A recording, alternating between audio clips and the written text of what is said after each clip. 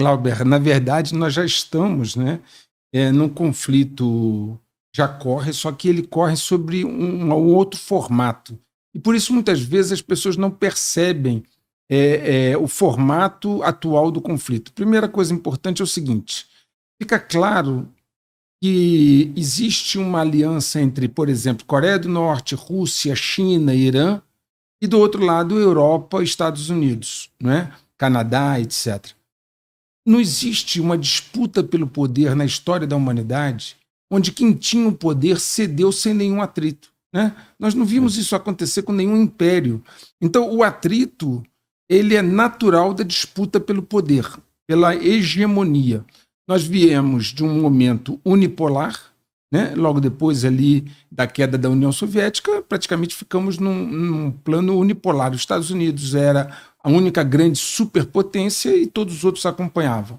Bom, no momento em que se formou uma aliança contrária a esse conceito, pregando um mundo multipolar, e você começa a ver agora uma aliança, Glauber, se formando muito forte entre China e Rússia, eles chamam uma parceria estratégica sem limites. Sim. Agora, o presidente russo, o Putin, né, devolveu uma visita que o presidente da Coreia do Norte, o líder da Coreia do Norte, havia feito, e estabeleceu com a Coreia do Norte também uma parceria estratégica. O Irã já está nesse bloco. Então você começa a ver formar desafiadores dentro de um conceito maior. Então nós já estamos, na verdade, num conflito, numa disputa, onde, por enquanto, um mede a força do outro através de guerras que nós chamamos de guerras proxy, através de procuradores, seja na Ucrânia, seja no Oriente Médio. Mas é uma guerra, como eu disse, Glauber, de um perfil diferente. Não é uma guerra que começa pela parte de bota no chão. É uma guerra que começa no campo informacional, começou no campo informacional, começou no campo cibernético, na cooptação das elites do Ocidente. Essa é uma guerra que começou, na verdade, tem mais de 4 décadas. Quando eles perceberam que a forma de destruir o Ocidente seria solapando suas bases, destruindo as bases do Ocidente. E quais eram as bases do Ocidente, Glauber? O Ocidente tinha uma pujança econômica muito forte, tanto que, como eu comentei aqui, a União Soviética ela não caiu depois da Guerra Fria, ela não caiu no campo de batalha. Ela perdeu porque ela não teve condições de acompanhar a corrida armamentista, a Guerra nas Estrelas, etc. Eles perceberam que você precisa de uma economia forte para financiar o poder armado. Você precisa de um poder armado para garantir as riquezas que você conquista. Eu tenho poder econômico, eu tenho muitas riquezas, eu não posso protegê-las, alguém vai me tomar. Então são dois poderes interdependentes, Glauber. Você precisa ter capacidade econômica para financiar o poder armado e precisa ter um poder armado capaz de proteger as riquezas que você gerou. Mas uma sociedade é mais que isso. Existem valores basilares numa sociedade, conceitos basilares. E o que existia no Ocidente? Conceito de família, patriotismo. Né? Era muito comum alguém viajar para os Estados Unidos, quando chega comentava, olha, tudo quanto é prédio, ruas, você vê uma bandeira hasteada dos Estados Unidos. Então, patriotismo, cristianismo, né? Família, eram conceitos basilares no Ocidente que nunca tinham sido atacados por ninguém. Pelo contrário, eram virtudes. Então, é o que no Checkmate Global, no meu canal, numa metáfora, eu coloco que a torre é o poder econômico, o cavalo é o poder armado e o bispo é o sistema de crenças e valores. As crenças e valores é que embasam a sua esperança, a sua vontade de lutar. Para defender o quê? Defender o seu modo de vida, defender os seus valores. Então, essa guerra de quinta geração, Glauber, começou muito tempo atrás, já na década de 70, e quando, inclusive, o chefe do Estado-Maior Conjunto da Rússia, general Gerasimov, ele tem um escrito dele dizendo que nessa guerra híbrida, né, você primeiro começa pelos meios não militares, cooptando elites, né, lidando com o grau de rebeldia da população, né, para depois a questão militar é a última. Imagina o seguinte, Glauber, um exemplo que ano passado, segundo as estatísticas, morreram 108 mil jovens nos Estados Unidos de overdose. de fentanil, que é uma verdadeira pandemia que está acontecendo lá. Imagine 108 mil jovens. Imagina se tivessem morrido 8 mil, não 108, mas 8 mil jovens americanos soldados. É motivo para uma guerra. Mas eles mataram 108 mil e ninguém reage. Então é uma guerra muito mais sutil.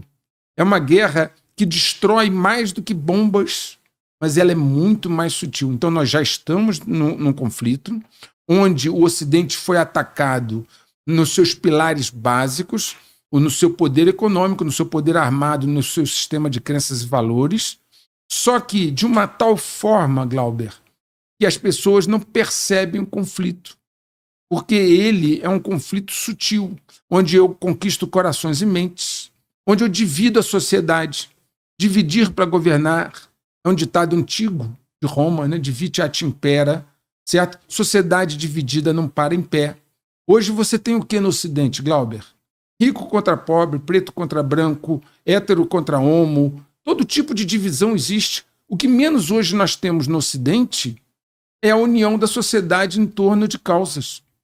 O que menos nós vimos agora nas eleições na França, né, a confusão que foi. Nós estamos vendo a corrida presidencial nos Estados Unidos. Então o Ocidente, na verdade, Glauber, só para concluir esse raciocínio, ele já está em guerra, só não demorou para perceber isso. Ele já foi atacado nos seus 3 pilares, na torre, sistema econômico. Hoje os Estados Unidos têm uma dívida monstruosa de 34,5 trilhões de dólares, déficit gêmeo, inflação, e está sofrendo um processo de desdolarização. Ele foi atacado na peça cavalo, que é o poder armado, que hoje a maior marinha do mundo é a marinha chinesa, né? Hoje os russos têm mísseis hipersônicos. Hoje os russos demoraram para perceber o valor do drone no campo de batalha, mas com a ajuda do Irã, eles adquiriram drones de sofisticados e estão usando. Enfim, a Rússia desenvolveu seu poder armado bastante, enquanto que os Estados Unidos, os militares americanos, quem vai lá no canal Checkmate Global tem 10, 15 vídeos com evidências e militares americanos dizendo que a situação do poder armado nos Estados Unidos não está evoluindo. Os navios da Marinha são em menor quantidade do que precisa, estão com problemas de manutenção, né? O Exército, a Marinha e a Aeronáutica lá não conseguem bater suas metas de recrutamento, que a grande maioria dos jovens é inapto para o serviço militar nos Estados Unidos. Inclusive está se pensando agora em voltar a ter recrutamento obrigatório lá. Então, o poder armado também foi atingido e no sistema de crenças e valores, que é o bispo, nós todos percebemos essa agenda aplicada em todas as Américas e na Europa, né? Dividindo a sociedade, colocando as pessoas em campos opostos e essa exacerbação da divisão dentro da sociedade. Então, isso é só a primeira etapa, né? Se essa guerra já começa 40 anos para trás, assim que tiver o ambiente propício, começa a guerra bélica de fato. Esses conflitos que já estão acontecendo, como Israel e na Ucrânia, já é uma prova disso, que Sim. já chegou a segunda etapa. E Sim. aí nós vamos evoluir até para uma escalada maior. Certo, agora é o momento em que é como aqueles 2 contendores que estão sentindo o outro, quais são as habilidades. Para que a guerra da Ucrânia está sendo muito útil para os 2 lados, tanto para a OTAN quanto para os russos? Teste, né? Teste.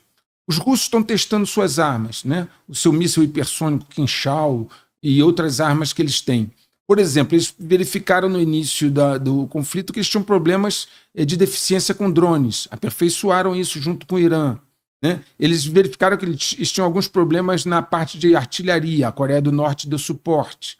Havia alguns problemas na área tecnológica também, a China deu suporte. E os russos foram testando suas armas e, o que é pior, à medida que eles capturaram armas ocidentais, como tanques Abrams ou Leopard, né, eles foram testando essas armas e verificando, conhecendo a engenharia por trás dessas armas. E isso nos causa uma desvantagem, porque à medida que eles conhecem as nossas armas, eles podem, então, criar armas contrárias para anulá-las. Então, na verdade, o campo de batalha na Ucrânia se transformou numa preliminar de um conflito maior, onde os dois lados estão se conhecendo suas fortalezas e suas fraquezas, seus pontos fortes e pontos fracos, porque os russos sabem que o conflito deles não é com a Ucrânia, né? É com a OTAN. Aliás, a OTAN deixa isso muito claro, né? Tanto que os russos não gastaram ali nem 20%, 25% da sua capacidade militar. Eles estão guardando suas armas mais fortes para um futuro conflito com a OTAN. E à medida que os Estados Unidos entrega mísseis, a Europa entrega mísseis à Ucrânia, capazes de atingir o interior da Rússia, suas refinarias, né? Inclusive estações de radar de alerta precoce nuclear, que é gravíssimo. Quando a Ucrânia atingiu duas estações de alerta precoce nuclear, para a política estratégica russa, isso já justificaria um ataque, uma retaliação nuclear, porque isso degrada a capacidade da Rússia de detectar um ataque nuclear. Então ela já teria o argumento para um ataque nuclear tático. À medida que vai se escalando isso, por exemplo, por que se você entrega mísseis à Ucrânia para um ataque profundo no território russo? Para perceber as defesas antiaéreas. Quais mísseis que eles podem detectar, quais que eles não detectam. Você na Ucrânia está na fronteira com a Rússia. É diferente de você mandar um míssil lá da Inglaterra para atingir a Rússia. Você tem um grande caminho a percorrer, onde ele pode ser detectado e anulado. Ali não, são minutos. Então é um grande campo de teste, onde, na verdade, voltando à sua pergunta anterior, nós já estamos num conflito, porque não existe transição de poder sem conflito. A OTAN e o Ocidente já nomearam a Rússia e a China como seus oponentes. Eles, pelo lado deles, também já sabem que vão ter que brigar com o Ocidente, mas numa guerra onde eles já começaram a quebrar as pernas do Ocidente 40 anos atrás. Porque imagine uma coisa, Glauber, se nós formos para uma guerra quente, você precisa ter dinheiro para fazer munições, construir novas armas, logística, deslocamento de tropa. Os Estados Unidos precisa deslocar tropas e recursos em outro continente, não dentro do território dos Estados Unidos. Isso tudo demanda recurso e demanda também prontidão militar, que é um dos grandes problemas que nós estamos enfrentando hoje no Ocidente, a prontidão militar, né? E aí, dentro de uma sociedade, imagine o seguinte, Glauber, imagine que nas sociedades do Ocidente comece um esgarçamento do tecido social, um conflito interno. Você teria as populações do Ocidente, seja da Inglaterra, dos Estados Unidos, da França, da Alemanha, né, em conflito entre si, o que os enfraquece, enquanto o inimigo apenas olha e fica esperando você terminar de se matar para ver o que vai acontecer. Então, é uma guerra que está indo para essa segunda fase.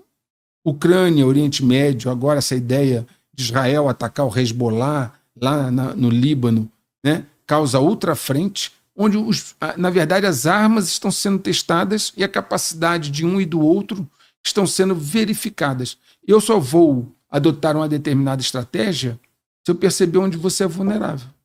Eu não vou te atacar onde você é forte. Essa é a questão.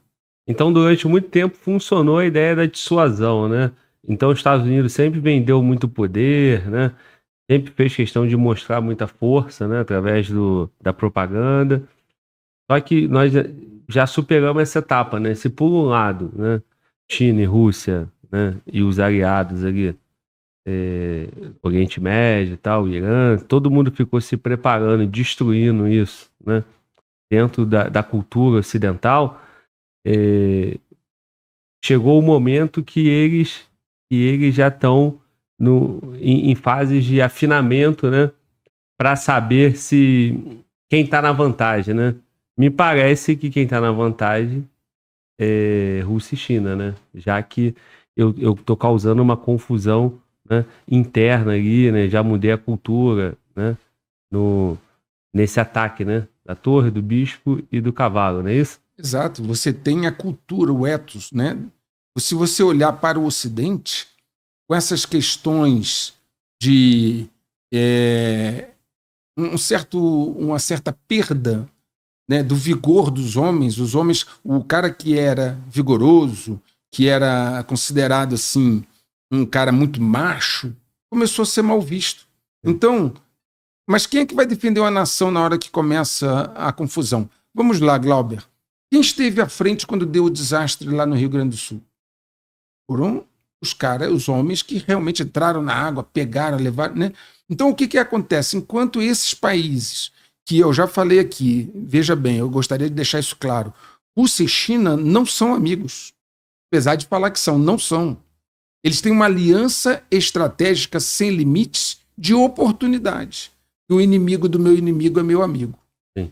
Chinês não gosta de russo, russo não gosta de chinês, mas eles precisam estar juntos para esse combate.